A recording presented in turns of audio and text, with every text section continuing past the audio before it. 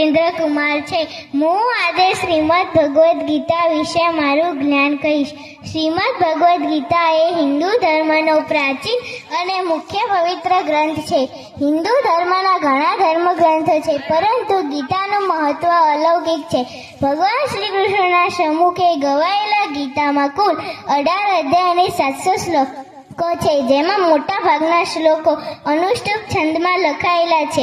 1 ડિસેમ્બરના રોજ ગીતા જયંતિ સમગ્ર વિશ્વમાં ભારે ઉત્સાહથી અને ઉમંગથી ઉજવવામાં આવે છે।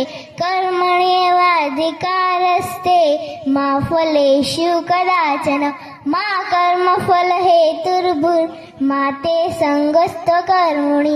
કર્મ કરવામાં તારો અધિકાર છે, ફળ પર નહીં, માટે ફળની આશા રાખ્યા વગર કર્મ કરે જા। યદા યદા હિ ધર્મસ્ય ગ્લાનિ ભવતિ ભારત અભ્યુત્થાનમ ધર્મસ્ય તદાત્માન સૃજામ્યહમ પરિત્રાણાય સાધૂનાં વિનાશાય ચ દુષ્કૃતાં ધર્મ સંસ્થાપનાર્થાય સંભવામિ યુગે યુગે। એટલે જ્યારે જ્યારે ધર્મનું પતન થાય છે અને અધર્મની વૃદ્ધિ થાય છે, હે અર્જુન, ત્યારે ત્યારે હું સ્વર્ગ આ પૃથ્વી પર અવતાર લઈ આવું છું।